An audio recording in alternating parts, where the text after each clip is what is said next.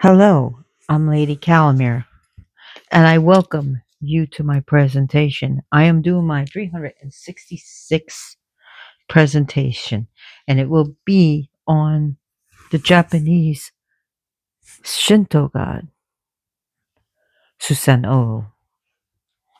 So we're up to our 366th presentation. So if you're new to my channel, then please give me a like and subscribe. And if you're have been to my channel before, well, hell and welcome. So Susanoo, he is a god who has fallen and risen again. He is a god that became better than he was before.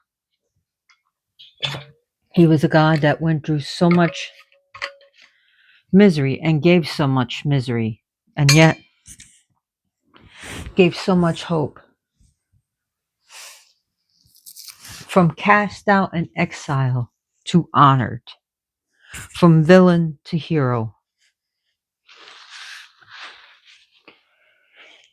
He is a god of chaos and yet worked with order to bring change and to make things better. So he deals with he'll be called Susanoo no Mikoto, which means Susanoo the Great. When he's called Kamu, it means divine.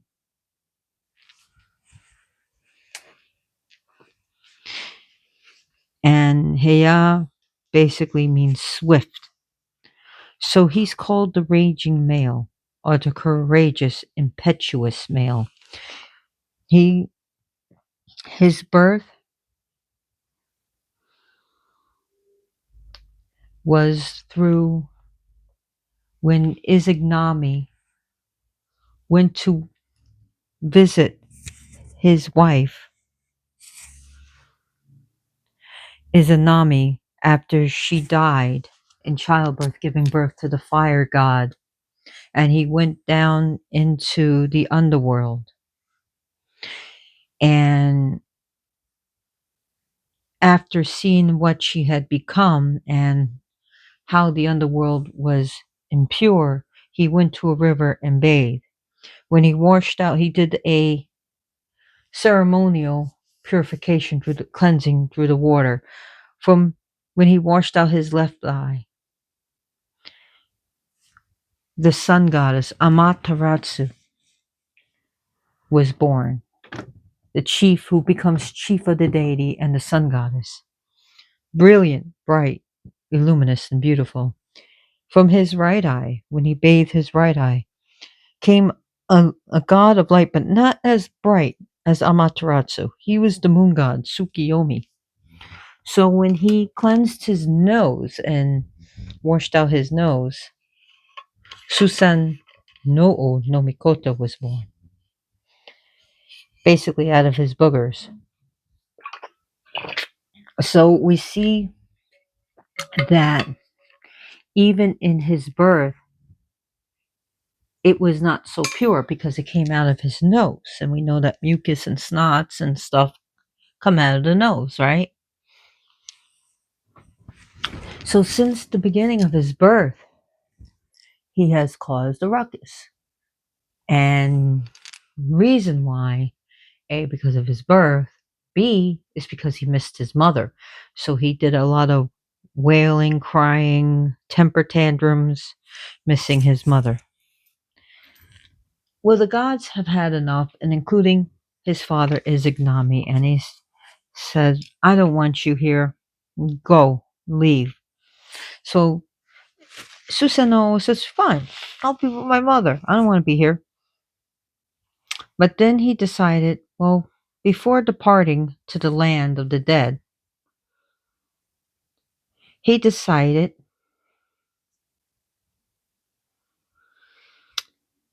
to visit his sister to say goodbye.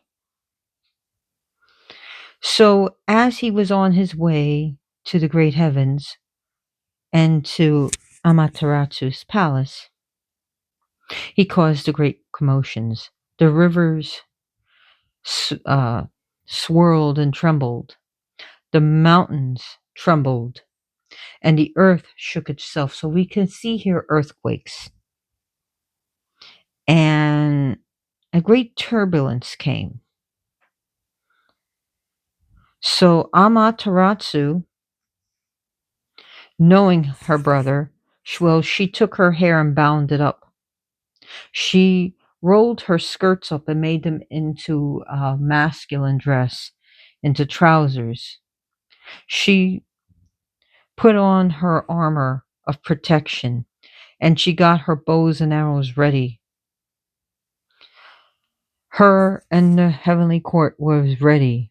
She assumed that Susanoo was going to cause more trouble.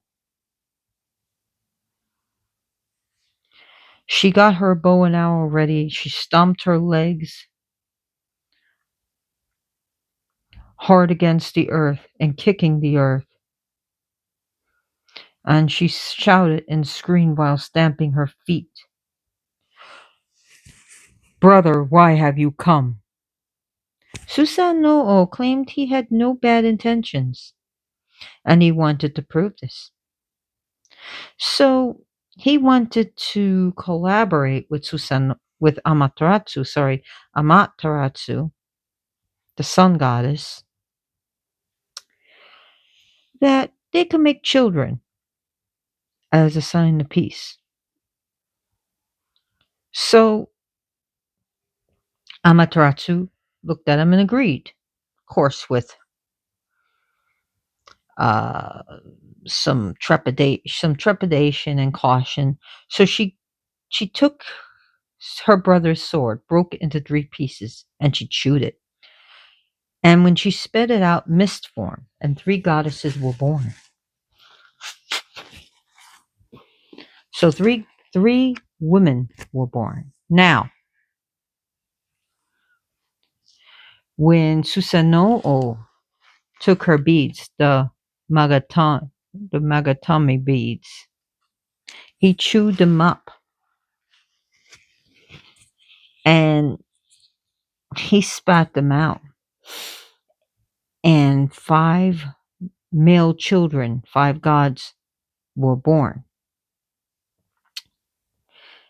Now, Susanoo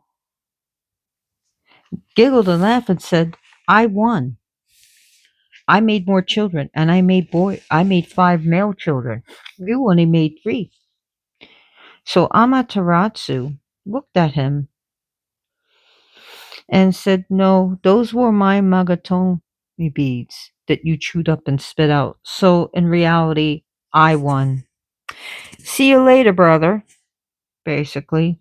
Well, he felt he won. And of course, being Susanoo, the god of chaos, which he was also a god of storms, as well he was given the waters. So not only he is a god of oceans, he's a god of storms, and he's a god of chaos, and he deals with, war and stuff. And being who he is, and also a trickster, and impetuous, and hot-headed, and head full of ego, he decided to create havoc in heaven. He, and even in the stories, like the Kojiki and the Nihon Shogi.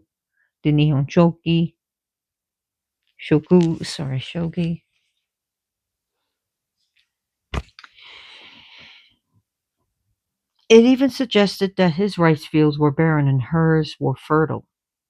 So he went in on a rampage destroying her rice fields, destroying the irrigation canals. Hi, Joker. And he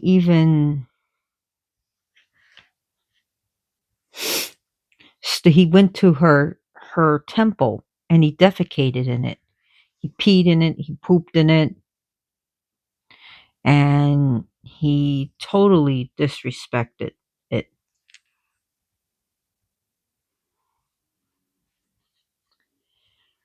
He broke down the ridges of the right. He even broke down the ridges of the rice fields. He dug up the ditches that surrounded the fields, making the land barren, sterile, formless. And then,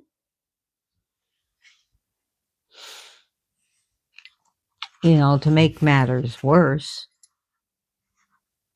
he the first fruits of the ceremonies that were conducted, well, he disrupted that too. He stamped on all the first fruits. And Amaterasu was horrified but tried to make excuses for her brother. But then Susanoo decided to break in open a house in which her maidens were weaving garments. And he killed a horse, he flayed a horse among them, and he threw it. And one woman was so shocked that she stabbed herself with her while she was weaving with her. Oh, what do they use to weave? And she stabbed herself in the genitals and basically bled out and died. Amaterasu was horrified. She couldn't take it anymore. She blocked herself into a heavenly cave and blocked it with a great stone, thereby taking the light from the world. Could this could be the description of not only an eclipse, but the very first winters where the land became dark. She took her light away. Things became cold.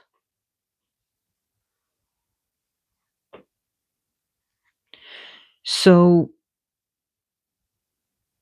and it was that they tried to coax her out, beg her out, plead her out, but she would not come out. She had enough. She had enough.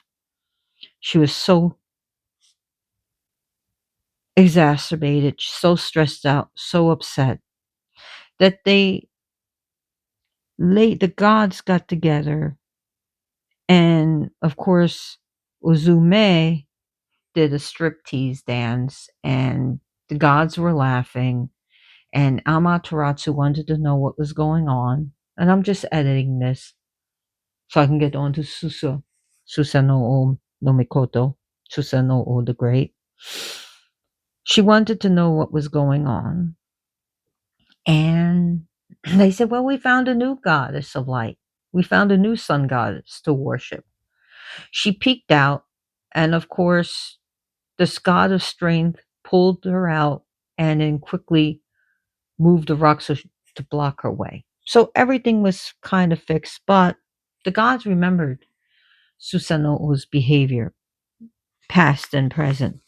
So they grabbed him. They cut his beard off.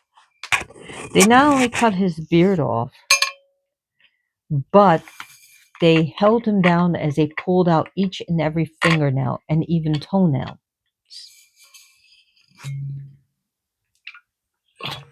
They took his heavenly sword in some cases, and Izanagi, the other gods, cast him out. He fell from heaven, and with that came nasty storms because of who he is as he fell. Like a fall, you know how Samael was cast out of heaven? Well, he was cast out of heaven. So he had some time to think.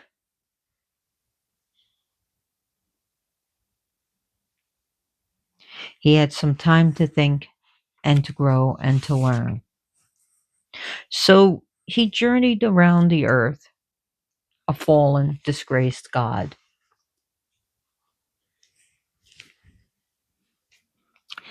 But that's not the end of his story. For Susanoo will redeem himself.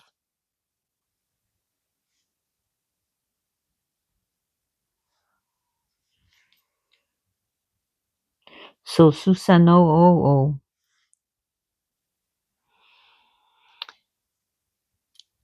meets an elderly couple, and he meets an elderly couple with their daughter,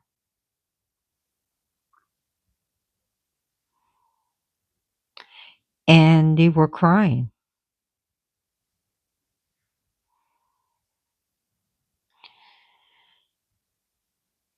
And they were crying, and he asked them, "Why? What's going on? Why are you crying?" The elderly couple told him about this mighty dragon that cannot be defeated. And the dragon's name was Yamata no Orochi, a fearsome dragon with 8 heads, and that he terrorized the people and the village. And they once had 8 daughters, and now this was the last daughter. Every year they have to sacrifice a daughter, and there's nothing they can do. Susanoo saw the daughter and how beautiful she was.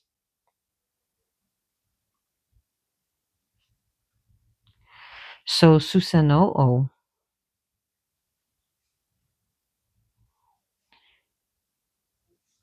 was thinking of a plan, and he says, "I know what to do."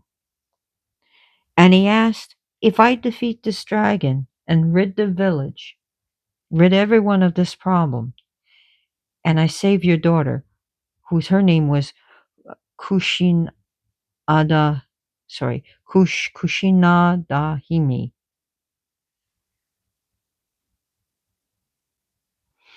who, if he can marry her, everyone agreed to it. So he got everyone to cooperate in the village that we need to make, before this dragon comes, we need to make 8 vats of very strong sake. So together, everyone worked together, and they made these big 8 vats. And then Susanoo,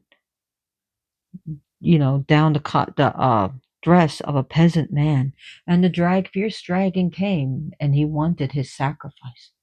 The peasant went to him and said, "Before you eat the daughter, and before you have your sacrifice, I have these 8 barrels of intoxicating liquid." And the dragon said, the Yamata no Orochi said, "Why? Because you are mighty. You are powerful. You get everything you want. No one can deny you. So you deserve this. And then after you drink this, you can have the daughter." So the dragon drank. Each head drank. Before you know it, all the liquor, all the sake was gone, and the dragon was drunk. So Susanoo took off his costume as a peasant, revealed himself for who he was, and of course, eventually he gets another sword, of course, and he chops off one dragon's head, and he's proceeding to chop off each dragon's head, but it start waking up, and it's the Yamata no Orochi started wanting to fight. So, and by the way, before this happened, Susanoo did turn the daughter into a comb for his hair. I forgot to let that out. Well, let's get back to the fight. So he fights this dragon and he cuts all the heads off, but the body still wants to fight. He hits the tail with the sword, but it had some resistance.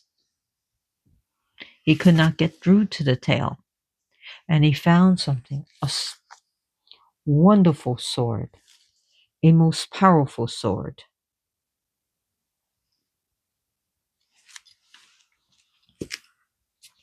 And he saw the worth and beauty of the sword.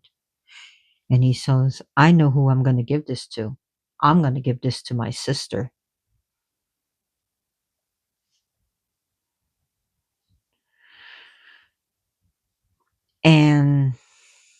After the dragon was defeated, the village celebrated, and of course, he was wed to his wife, Kushi. Kind of trying to remember how to pronounce it. Kushinadahime. So,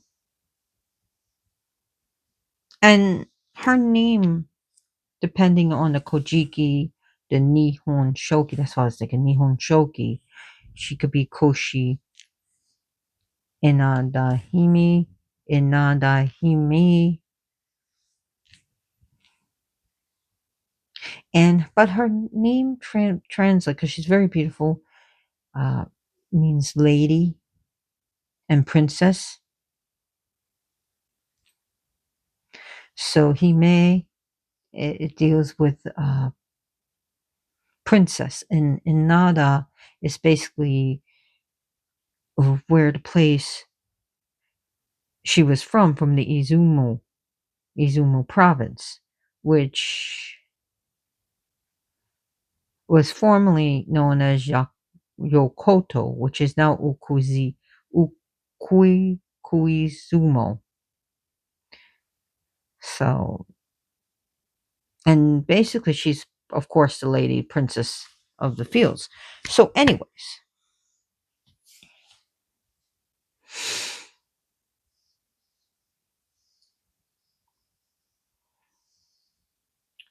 she also has an epithet as a word associated, Japanese word for associated with comb, and I can't think of the name. I think it's Makura. Some Makura. Please, please don't choke me for this. Uh, Makura Toba. It means deals with comb, a hair you put in your hair. So, anyways, he comes, he marches back to heaven, and the gods were like, "Oh, not again." And Amaterasu was ready. But as he came, he had an aura of peace about him. He was different. He was wise. He was not impetuous. He was not chaotic. But he came as powerful and wonderful, changed. No longer this force of anger that he had. It was as if he found inner peace, enlightenment. And he hands Amaterasu the sword.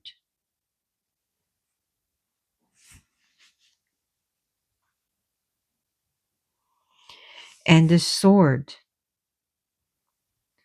as brilliant as Amaterasu was, she became more brilliant when she held it.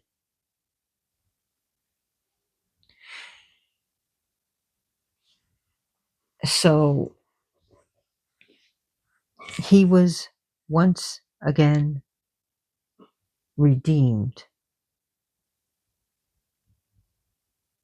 But he did not want to live in the heavenly palace. He wanted to be on earth with his wife. So we see that chaos was working with order. We see that even the Lord of Chaos can change. And even someone who is so unruly can become one with order. Now, to this day, Susanoo, of course, he's worshipped, he's honored. He's a god of defense and protection, but he's also a god, he's also a trickster god, and deals with chaos.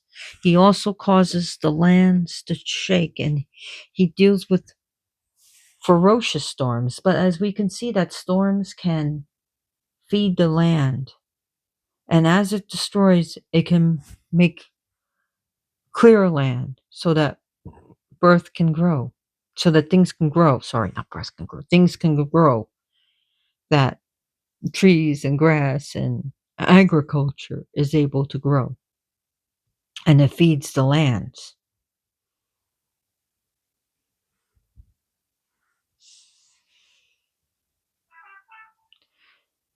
So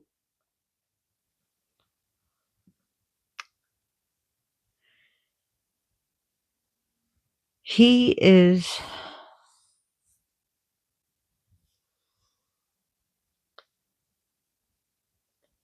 a god who he is one of the kami, Kami, which means deity, the divine. He's either called Susanoo or Susanoo no Mikoto, again meaning Susanoo the Great. Susanoo is the younger brother of the moon and sun god. He is wild, impetuous. He deals with, again, seas and storms. And he is like a storm god. And we see that like Thor, who slays Jomung, the world serpent. But it's different things because, Susanoo doesn't, perish like Thor in Ragnarok does.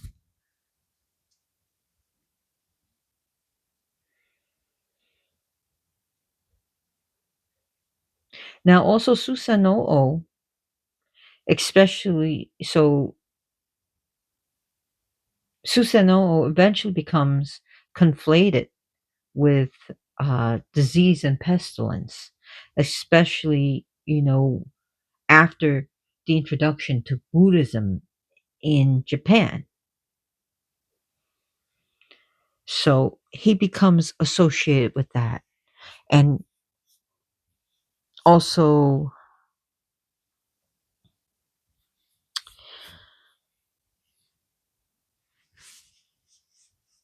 Susanoo is also called Takahaya Susanoo no Mikoto.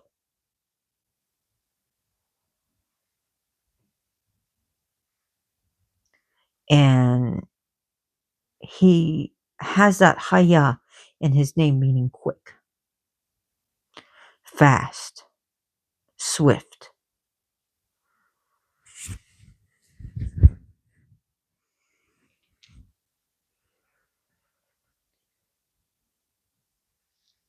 So,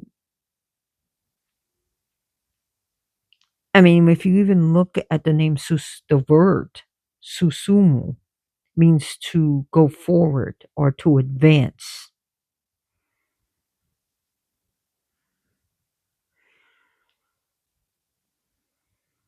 And if you look at the Korean word Susong, it means shaman, dealing with shaman master, dealing with the knowledge of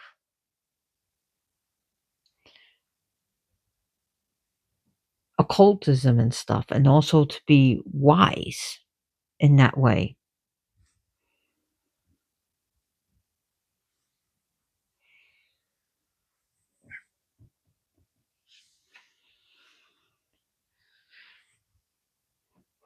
So,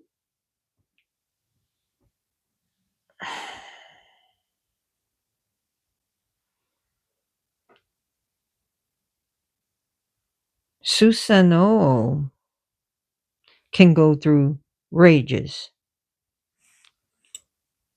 but we see that Susanoo transforms from can be rage to calm, to from ignorance and wrong action to intelligence and to right action.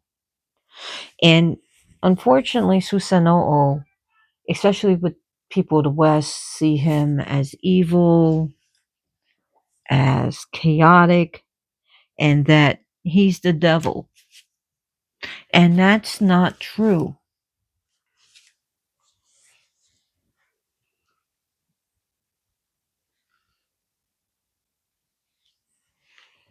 That is not true.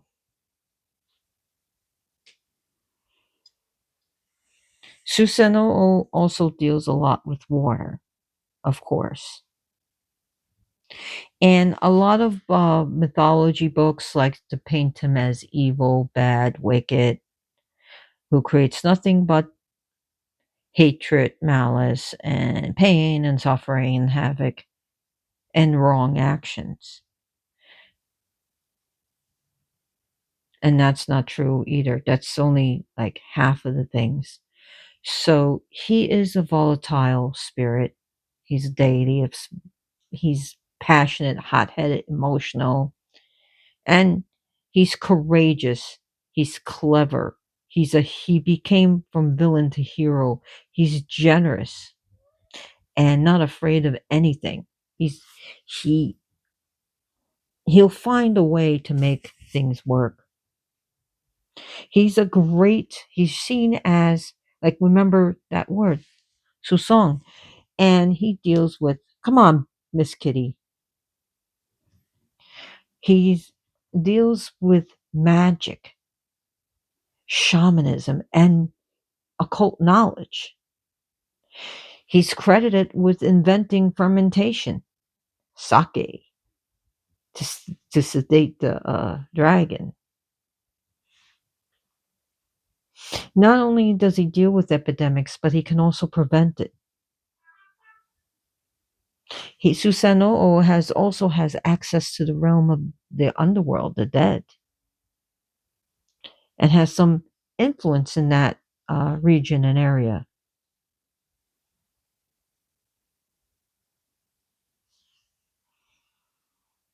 So he has a shrine in Izumu, and that's where he said to have been cast out of heaven and fell into earth, being banished from heaven. Izumo is his oldest shrine in Japan, and it's a very extremely important shrine. Only second to Issei, where Amaterasu, the sun goddess, is enshrined.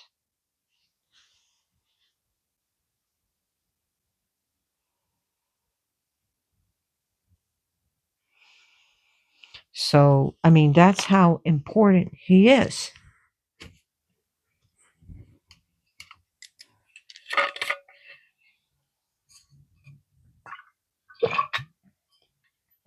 He kind of reminds me of other trickster gods, and one that comes to mind is definitely my god Loki Lofi Yarson. Loki, yes. But they're not the same, of course.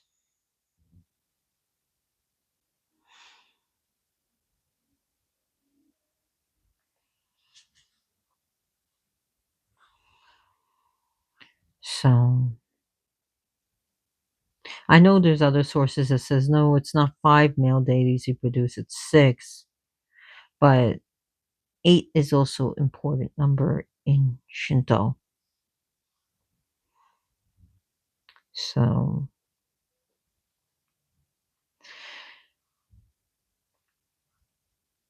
what so Susanoo is interesting because when I first heard of him for a long time I thought maybe he was wicked and I shouldn't really mess with him. But as time goes on and as I learn more, and also I learn more about the left hand path and I learn more about, you know, disgraced deities by the Catholic Church, and there's got to be something more to him. And I realized I only had part of the story. I didn't have the whole understanding of him. So again, we have to figure out why he was made evil. Of course, the Western would make him evil. Why not? They gotta they the Christians always gotta have their devil, right?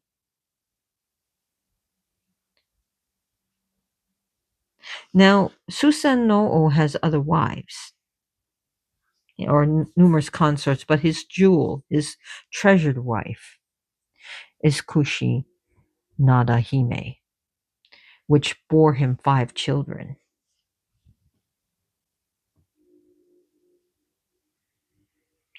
Even Okuninushi, sorry, Okuninushi, the god of the magical arts.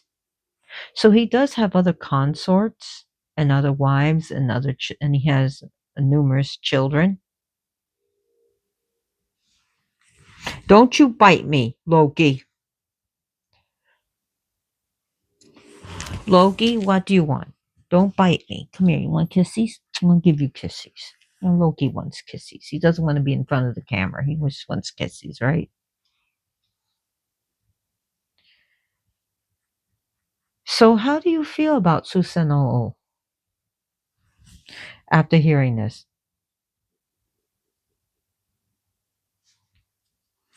Ow! Don't do that. How has your opinions changed about this? I mean, he holds a significant place in Shinto and Japanese culture. Stop it. Do I have to move because you have to keep biting me? You know what? I'm going to move. I'm moving. You want to be mean? I'll just move. Yeah, Loki's biting me. He's being really mean. So he deals with, again, he has a dual nature. He can be both benevolent and benign and benevolent, and also malevolent and destructive, which is the balance of nature itself. He deals with the natural elements. He deals with bringing both nurture and destruction to the land. He is a warrior spirit. He has great valor, vigor, and strength. And he's also called for the protection dealing with agriculture and for fishermen who fish. So, offerings to him traditionally is rice and sake, which is gratitude to him. But he likes, if you can't get sake, that's fine. He does like hard liquor. He does like a good stiff drink. You can make him dishes with rice. I mean, sushi, since he deals with fish. You can give him sushi, and he deals with agriculture, so you could give him fruits. Especially Japanese dishes would be cool if you can do it.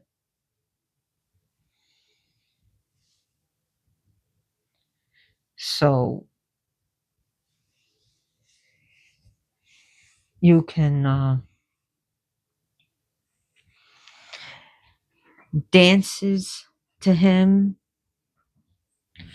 and you can buy things from a farmer's market or out of your garden and give it to him.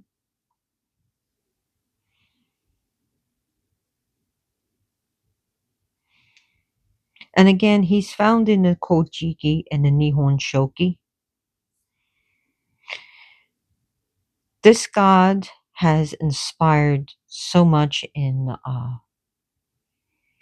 stuff like video games, manga stuff, and Japanimation.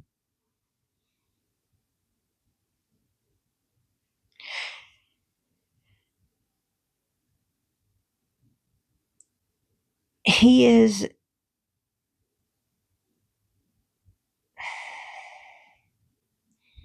he can help us to redeem ourselves too. And we remember from Susanoo's actions of what can happen to us when we want to play fuck around and find out. Okay? Or play stupid games, win stupid prizes. So, yes, He was punished, but then he was redeemed. And he's, like I said, he is one of the high gods in Shinto religion. He's not looked at as their devil, so that stuff is not true. It's just fantasy. He's multifaceted. All right. Shinto is worship is multifaceted.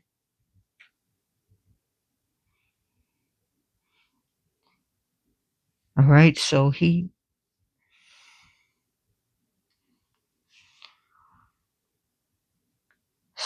I'm just trying to think what else I want to talk about him.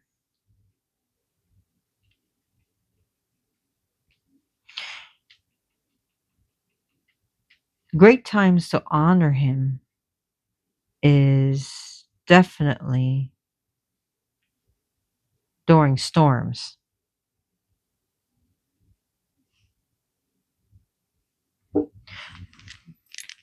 especially uh, any storms from a thunderstorm or a hurricane. Just be careful when you do it. We got Loki here. And remember, he does deal with the oceans. So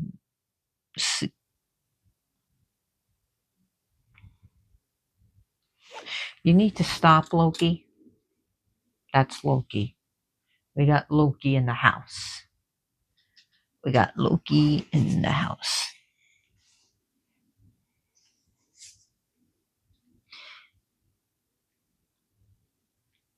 You need to quit it, Loki. He's trying to knock over everything. You know, Loki, the trickster, is here sitting on the pitcher.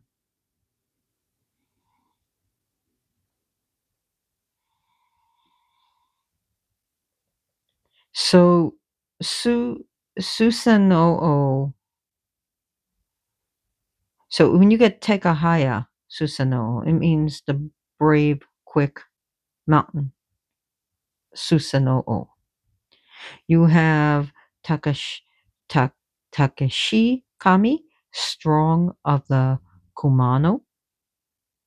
So he's Kumano no Takashi Kami. See, I should really write this down, but I don't. I'm too lazy, I guess.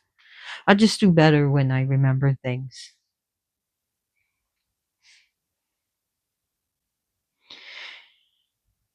So he has so many. This is a god with so many, many, many epithets.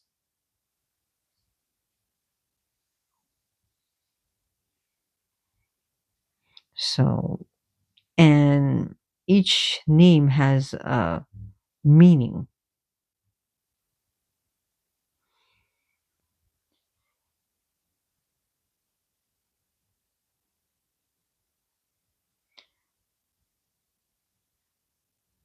So, anyways,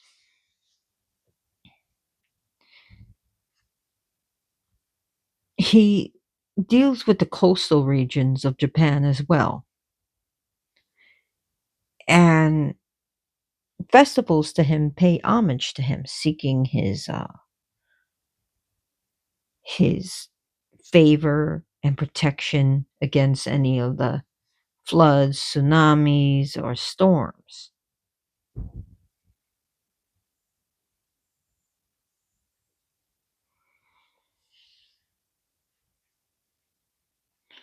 So,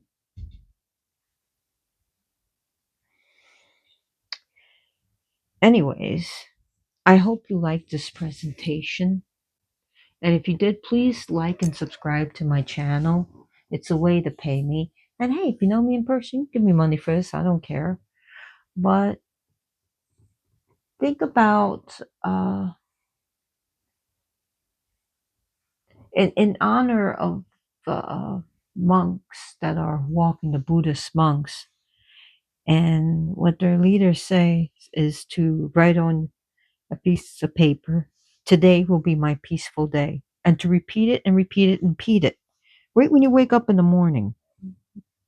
And if you can't write it down and you don't have paper, that's fine. Just repeat it But he suggests to repeat it, and I just want to honor the monks and thank them for their sacrifice of walking, not to convert anyone, just as a message of love, peace, compassion, and empathy, which I think is beautiful.